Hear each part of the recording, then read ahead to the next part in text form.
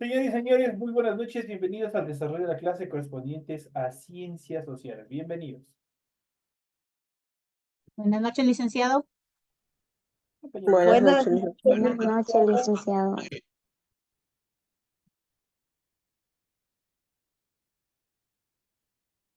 buenas noches, licenciado. el cita, ¿cómo está? Compañeritos, ¿cómo están? Bienvenidos. Estamos poquitos, chuta de hacer por el tema de la luz, por el tema de la energía eléctrica, Sí, justo iba a decir yo que estamos poquitos. que lamentablemente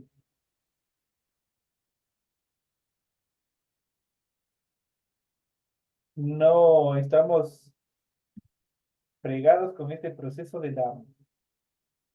La luz de se está yendo por de los sectores. cortes eléctricos. Estamos complicados. Esperemos que la situación cambie. Veamos qué es lo que nos depara. Tenemos por una parte la afectación por parte del clima, que ya no podemos controlar nadie, sino que ya, bueno, de cierta manera sí hemos sido también, y esto nosotros ya hemos visto o estamos viendo también en la parte de ciencias naturales. Nosotros somos los culpables de que suceda todo este tipo de cosas, porque nosotros No, no sacamos la basura a tiempo.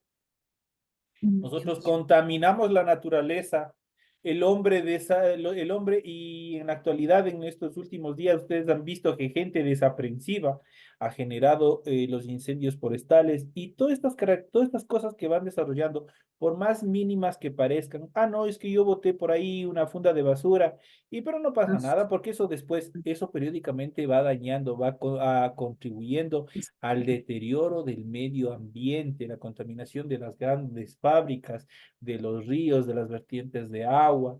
Todo eso va contribuyendo. Cuando nosotros utilizamos mucho el vehículo, también van contribuyendo a que se dé todos estos fenómenos. Ustedes verán, y yo me acuerdo de niño, cuando tenía, qué sé yo, desde que tengo uso de razón, de unos 7 hasta unos 15 años más o menos por ahí, era bien definido lo que era el invierno y lo que era el verano.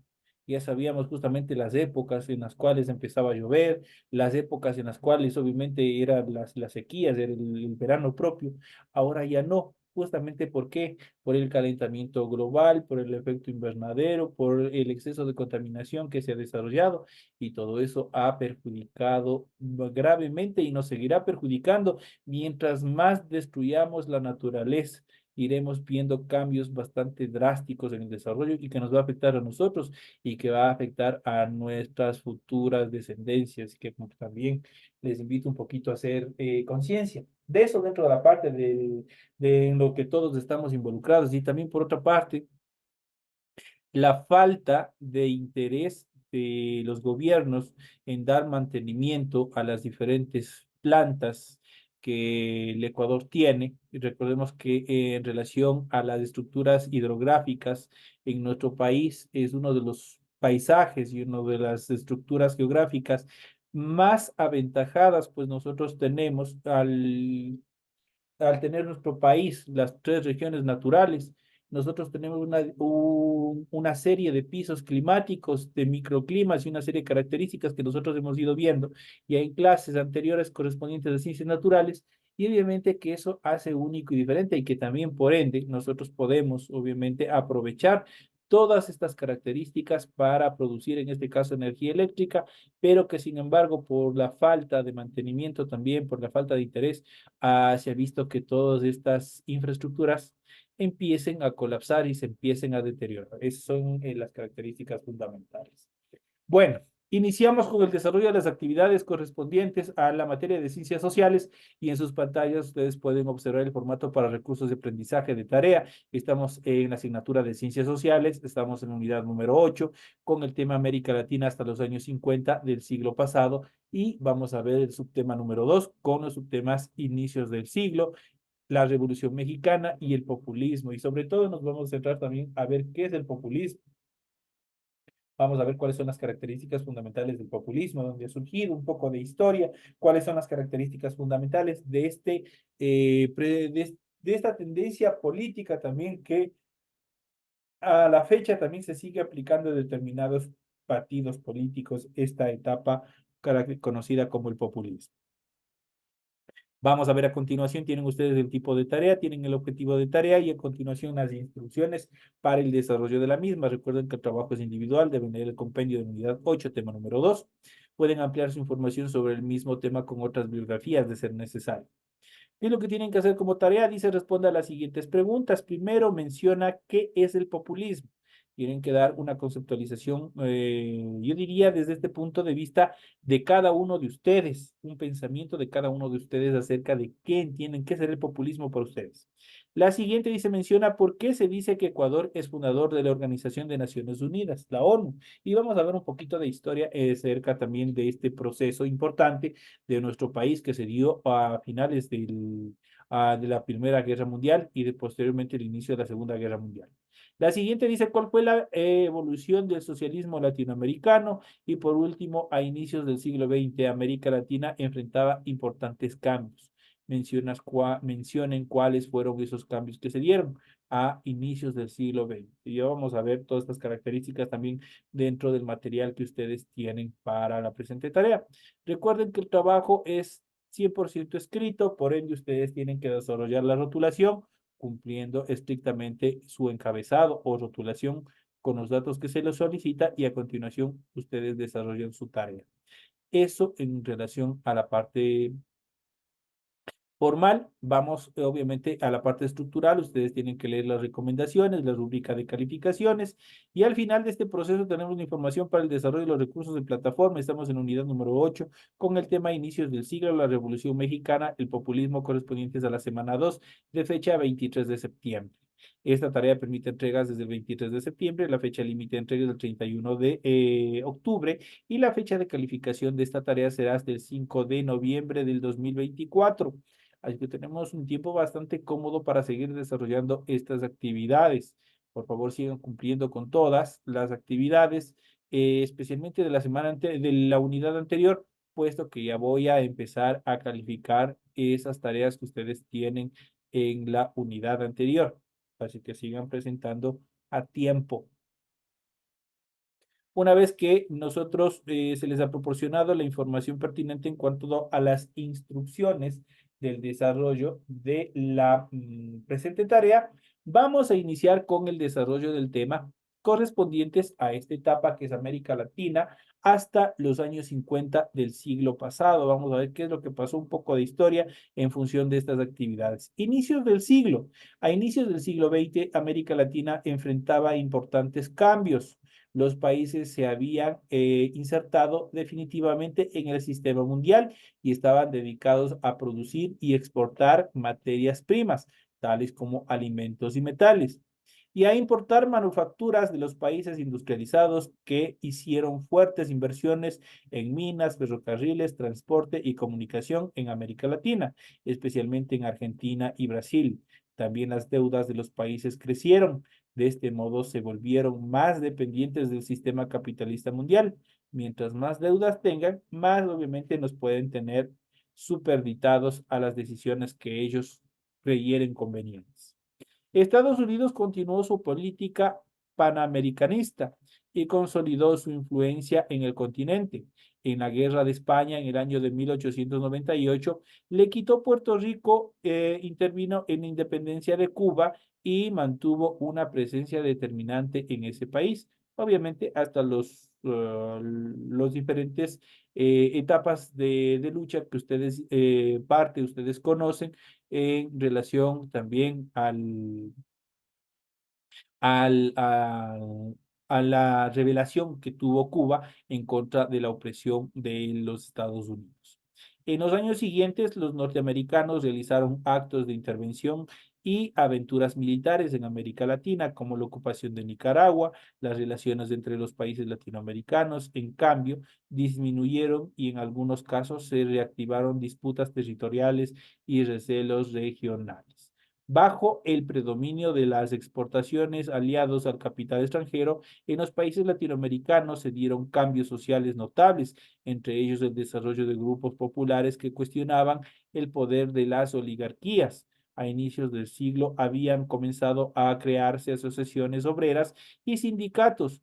avanzaron las reformas de corte liberal y surgieron nuevas posturas políticas, como el caso del radicalismo, que nosotros ya iremos viendo todos estos procesos también que se dieron en suelo latinoamericano, justamente en nuestra región. Una de las etapas fundamentales en cuanto a la reivindicación de derechos, a la inconformidad en cuanto a la opresión, es justamente la Revolución Mexicana. Y vamos a ver todos los efectos que se desarrollaron en este proceso, en esta etapa de la revolución que se dio justamente en nuestro país vecino, como es México. Luego de la larga dictadura de Porfirio Díaz, en la segunda y tercera década del siglo XX se dio en México un proceso de movilización social en el que los campesinos se levantaron en reclamo por tierras y reformas políticas y sociales. Fue una larga etapa en la cual los grupos oligárquicos enfrentaron la insurgencia de grupos populares y medios. La Revolución Mexicana sacudió a ese país y tuvo gran influencia en todo el continente sudamericano, de manera especial en los movimientos agrarios e iniciales organizaciones sociales que se iban formando periódicamente. Se levantaron poderosos ejércitos regionales. El más radical líder de la revolución fue Emilio Zapata, y el más popular, el que siempre asoma en las películas mexicanas, el famoso Pancho Villa. En los años 30 la revolución llega a su fin y se consolidó en el poder el Partido Revolucionario Institucional PRI, que gobernó ininterrumpidamente México hasta finales del siglo XX. Eso en cuanto a esta etapa.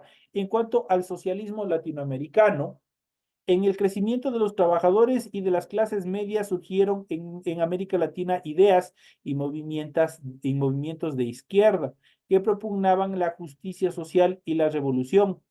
Entre inicios del siglo y los años 30 se fundaron partidos socialistas en toda la región.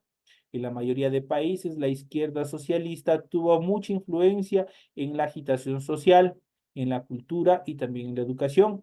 Se destacaron muchos ideólogos, entre ellos el peruano José Carlos Mariátegui. La izquierda fue apoyada desde el exterior por el movimiento comunista, cuyo centro era hasta aquel entonces en la Unión de Repúblicas Socialistas Soviéticas, conocida como la URSS.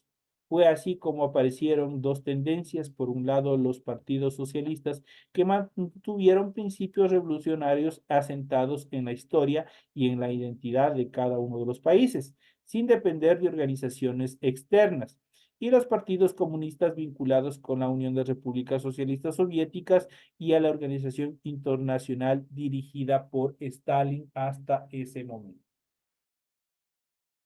Dentro de estos procesos se genera en América Latina una etapa en la cual se busca sustituir todos las importaciones que se hacían y obviamente generar todos los procesos de transformación, lo que es la manufacturación, la transformación de la materia prima en cada uno de los países. E inicia justamente esta etapa dentro de nuestra región conocida como el proceso de industrialización. Los cambios económicos y el crecimiento de la población crearon en América Latina la necesidad de producir en los propios países ciertos bienes de consumo amplio. Aparecieron fábricas de textiles y de alimentos. La crisis de 1929 impactó en las economías latinoamericanas y redujo la demanda de sus exportaciones, pero al mismo tiempo dio la oportunidad para que se crearan centros de producción de bienes manufacturados. Con la Segunda Guerra Mundial, los países europeos y Estados Unidos exportaron solo una parte limitada de su producción. Así se desarrolló la producción local de manufacturas, implementos metálicos, telas, vestidos, entre otros productos que se iban ya manufacturando, se iban produciendo en cada uno de los países latinoamericanos. De este modo, la industrialización se extendió a varios países, especialmente Argentina y Brasil y Colombia. Se aplicó lo que se llamaba el modelo económico de sustitución de importaciones. Ese fue el nombre esencial de este proceso, en el cual prácticamente los países latinoamericanos dejamos de comprar los productos manufacturados desde el exterior, eso quiere decir a importar cosas, y obviamente empezamos a producir dentro de cada uno de los territorios ya lo que la población necesitaba. Los países, con apoyo de los gobiernos, priorizaron la producción de manufacturas para los mercados nacionales en vez de importarlos de Estados Unidos o de Europa. A esas tendencias se le denominó desarrollismo. Con el crecimiento de la industria manufacturera aumentaron también los trabajadores industriales. Ellos, juntos a los ferrocarriles y otros servicios públicos, formaron un grupo social muy dinámico. La moderna clase obrera latinoamericana, menos numerosa que en otros trabajadores, como los campesinos, logró gran influencia debido a su estructura organizacional. De todos los países surgieron o se robustecieron sindicatos, uniones y organizaciones obreras. Se dieron varias huelgas en reclamo de mejores condiciones de vida y se emitieron leyes de regulación de trabajo y protección de los derechos laborales. En esta etapa justamente asoma esta parte fundamental, la protección del trabajo y el trabajador y los derechos laborales. Prácticamente ahí se genera una legislación que protege los derechos del trabajador. Pero ¿por qué dicen que el Ecuador es fundador de la Organización de Naciones Unidas? Vamos a ver cuál es la etapa fundamental en esta cápsula histórica que vamos a ver a continuación. Nuestro país fue uno de los 51 países que fundaron la Organización de Naciones Unidas. De esta manera, el Ecuador dio un testimonio de su vocación por la unidad de los pueblos y la búsqueda de la paz en todo el mundo. El nuestro es un país pequeño que sabe que su fuerza no son las armas o el gran poder económico. Por ello se apega a los principios de respeto entre los estados, la solución pacífica de los conflictos y el apoyo mutuo para el desarrollo económico y social. Cuando se fundó la Organización de Naciones Unidas, los países americanos o de América Latina tenían gran peso, pues eran un bloque mayor de un tercio de sus miembros. Con el tiempo han ingresado muchos otros países más y la presencia latinoamericana obviamente es menor, pero sigue siendo importante. Ecuador es parte de la fundación justamente de la Organización de Naciones Unidas. La sede de la Organización de Naciones Unidas se encuentra en la ciudad de Nueva York en la actualidad. Esa es la sede fundamental donde se reúnen justamente para buscar solución cuando existen conflictos en relación a los diferentes estados. Uno de los temas fundamentales que también ha marcado la historia, especialmente la historia política en nuestra región latinoamericana, es justamente esta tendencia del populismo. En medio de la agitación y la protesta social surgieron también otros movimientos políticos en América Latina. Los partidos y organizaciones populistas alcanzaron gran presencia en varios países y llegaron incluso al gobierno, como fue el caso del peronismo o justicialismo en Argentina, donde Juan Perón fue mandatario entre los años 40 y 50. Aunque llegó al poder mucho después, ya desde los años 30, el APRA de Perú, fundado por Víctor Raúl Haya de la Torre, fue un movimiento populista muy poderoso e influyente en Latinoamérica. Los populismos impulsaron propuestas desarrollistas como la industrialización para sustituir importaciones, el robustecimiento del Estado y también un apoyo fuerte a los grupos capitalistas privados. Buscaban de cierta manera la privatización de sectores estratégicos que tenía el Estado. Y obviamente eso no era bueno, no era factible, especialmente para las clases, la clase media y la clase obviamente pobre. Y en este sentido vamos a ver cuáles son las características fundamentales de este tema en relación a esta etapa conocida como el populismo. Vamos a ver qué es, cuáles son las características fundamentales de este tema. Y justamente vamos a ver el populismo. ¿Qué es el populismo? Vamos a ver cuáles son las características fundamentales del populismo. Y nos planteamos justamente esta inquietud. ¿Qué es el populismo? El populismo es una forma de gobierno con un fuerte liderazgo de un sujeto carismático, con propuestas de igualdad social y movilización popular. Es importante señalar la simplificación dicotómica y el claro predominio de los argumentos emocionales sobre la racionalidad. Eso quiere decir que existe un alto grado de manipulación por el uso de estructuras lingüísticas en la población en general o el grupo que lo escuche. El término populismo se usa en muchos casos de forma peyorativa. En sí mismo no implica que el régimen pertenece a la derecha o a la izquierda, sino que describe otros aspectos como la falta de planificación económica. Los gobiernos populistas pueden tener proyectos políticos de cualquier índole. Cuando los gobiernos latinoamericanos toman medidas sociales destinadas a ganarse la simpatía de la población, se los tilda de populistas. Una de las críticas al populismo señala el carácter universalizador de este término. Prácticamente, ¿qué es lo que hacen? ¿Qué es lo que buscan? Es generar un ambiente de euforia en el auditorio, en las personas que le escuchan, justamente por propuestas en las cuales se basan muchas de ellas en un proceso de meros ofrecimientos, en los cuales obviamente con la aplicación del discurso, obviamente generan un impacto en toda la población. En nuestro caso, por ejemplo, sí me gustaría que ustedes en algún momento, que ustedes tengan un tiempo libre, por ejemplo, vean el documental del presidente Velasco Ibarra. Velasco Ibarra tenía justamente ese poder en el discurso, el populismo, el llamar la atención de la población, de la audiencia, pero no solamente ganar la atención, sino ganar adeptos, manipular, generar ese apego al discurso que va desarrollando. Justamente esa es la parte relacionada al populismo. Vamos a ver en cuanto a la historia del inicio del populismo, dónde se generó, dónde apareció. Es correcto decir que el populismo surgió durante el siglo XIX simultáneamente en el territorio ruso y también estadounidense. Eso quiere decir que a la par asomaron en los dos estados. A lo largo de la historia, tanto los sectores comunistas como los socialistas han llamado populistas a los gobiernos de países que no pretendían derribar al capitalismo, sino que eran funcionales a ese sistema económico.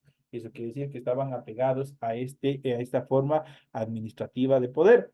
Algunas prácticas usuales del populismo tienen que ver con sostener una actitud crítica hacia los Estados Unidos y con planificar la economía bajo el modelo keynesiano. Estos gobiernos también han pretendido que los sectores populares detenten la totalidad del poder como una cara emergida de las clases acomodadas que tienen interés opuestos a las clases trabajadoras. Empiezan a generar ese conflicto entre clases sociales. Los regímenes populistas han fomentado la cultura autóctona para rechazar el imperialismo, sin necesariamente reforzar el nacionalismo. Algunos ejemplos de estos regímenes fueron el agrarismo mexicano, el populismo estadounidense, los carbonarios italianos y la cantonalización o el cantonalismo español, que son las características propias en cuanto a la fomentación de la propia estructura cultural. Si bien los gobiernos de estas características han intentado mantener relaciones frías con los Estados Unidos, en ese país también han existido presidentes que implementaron prácticas populistas, como por ejemplo Roosevelt, Kennedy, que también tuvieron este tipo de discursos. En algunos diarios españoles se ha llegado a tildar a Obama también de populista, pero este calificativo resultó controversial justamente por su posición en cuanto al desarrollo de su gobierno. En cuanto a ejemplos del populismo en Latinoamérica, nosotros tenemos en diferentes estados y podemos mencionar, por ejemplo, en Venezuela, las presidencias de Carlos Andrés Pérez entre los años 1989 y 1993, Hugo Chávez durante el año 1999-2013 y finalmente el de Nicolás Maduro desde el año 2013 hasta la actualidad. Ecuador, los presidentes José María Velasco Ibarra, como les había mencionado, en sus múltiples gobiernos y también Rafael Correa a partir del 2017. Bolivia, tenemos a la presidencia de Evo Morales desde el año 2006 en adelante. Brasil, 3 presidencias populistas como Vargas en sus múltiples gobiernos, Lula desde el año 2002 hasta el 2006 y Dilma Rousseff durante el año 2011. En Chile existe una única presidenta como exponente de este tipo de política y que fue Michelle Bachelet, quien obviamente tenía este tipo de tendencias. Argentina, varios analistas han caracterizado como populistas a los gobiernos de Perón y recientemente a los gobiernos de Néstor y Cristina Fernández de Kirchner. En Costa Rica podemos ver a la presidencia de Rafael Ángel Calderón Guardia entre los años 1940 y 1944.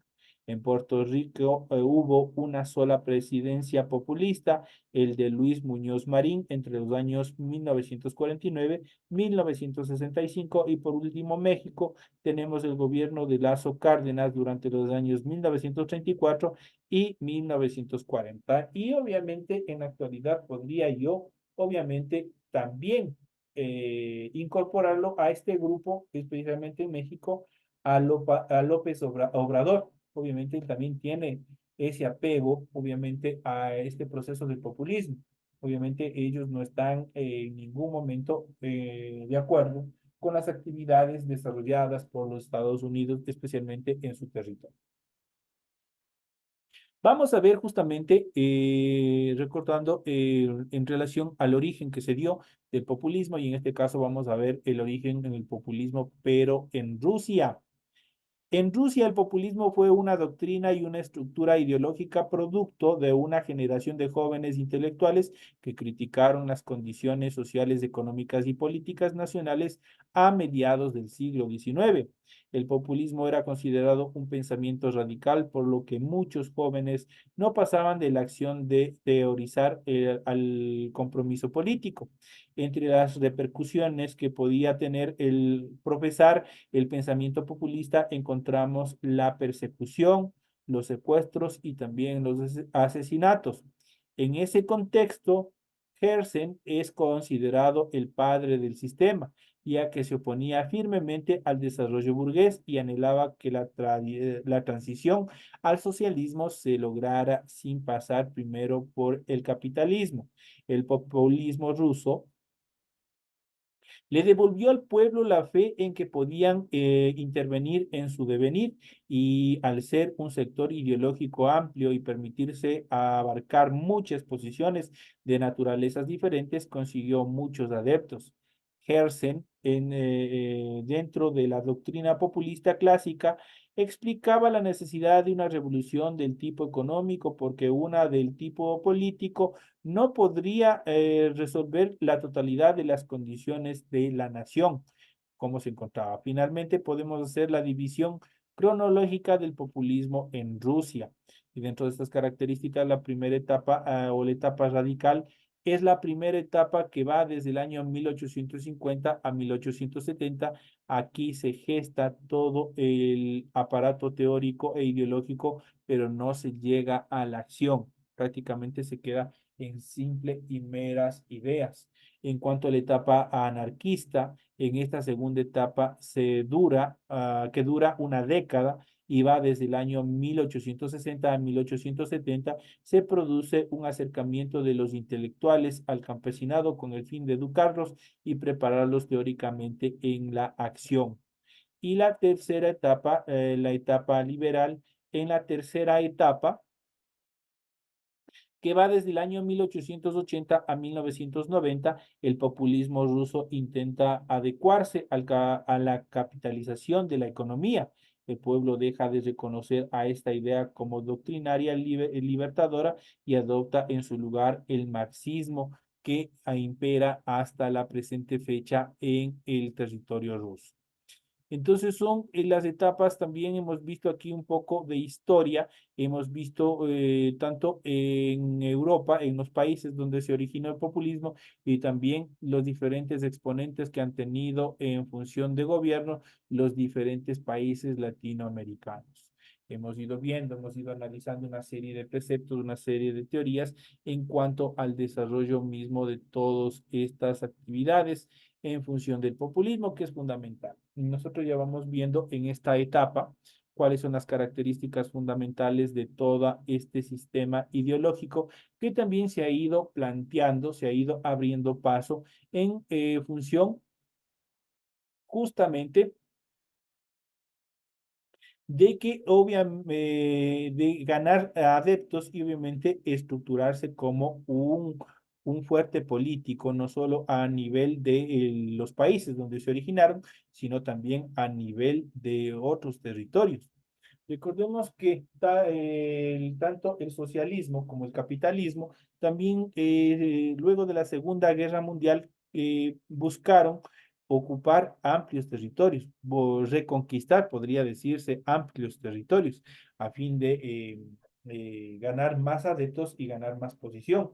Justamente dentro de estas características en América Latina, obviamente ha habido una serie de enfrentamientos no directos pero sí que han costado vidas humanas de gente inocente, obviamente por la búsqueda del control de todos estos territorios en función del socialismo y el capitalismo.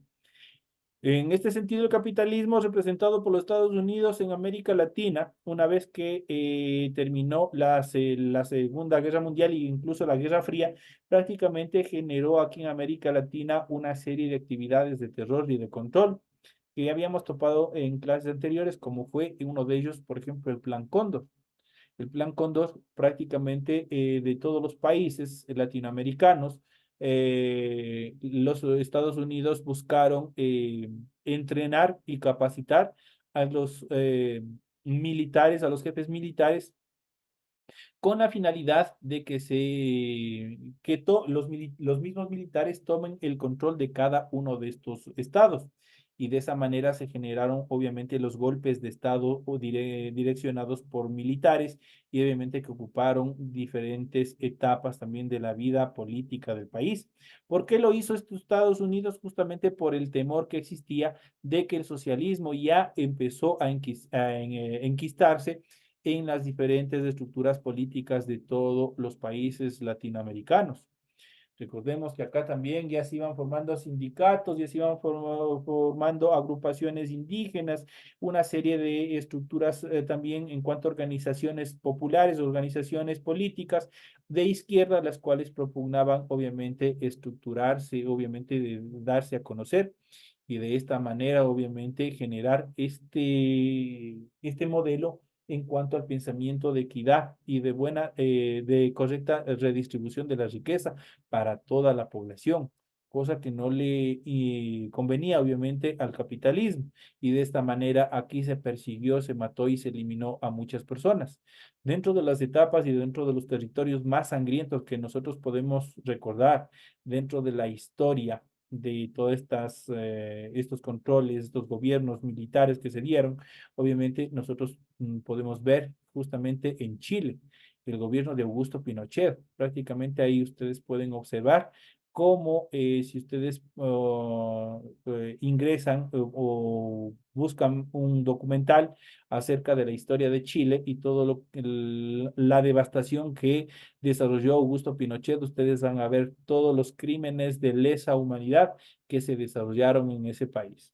Lo mismo no solo sucedió ahí, sucedió en Bolivia, sucedió en Argentina y también lo propio en una menor escala, podría decirse sí, pero se desarrolló también aquí en nuestro país, en Ecuador.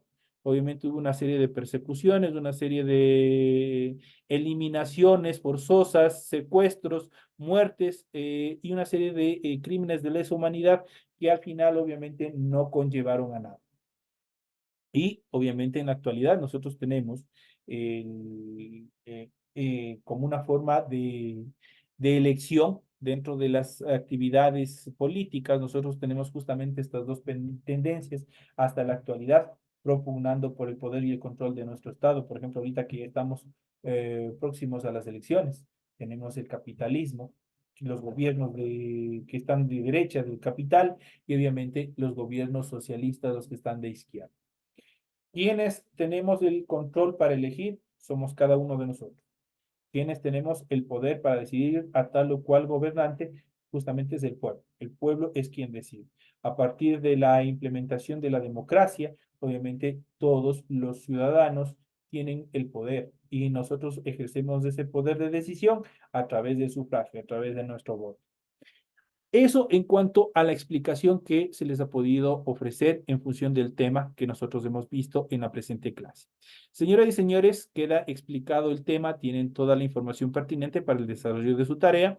Les deseo mucha suerte y que descansen. Nos estaremos viendo hasta el día de mañana en la siguiente clase. Gracias, licenciado. Buenas noches, licenciado. Que descanse también. Gracias, Gracias, compañeros. licenciado. Cuídese mucho. Si es que Dios lo permite y también la luz, nos estaremos viendo el día de mañana. Claro que sí.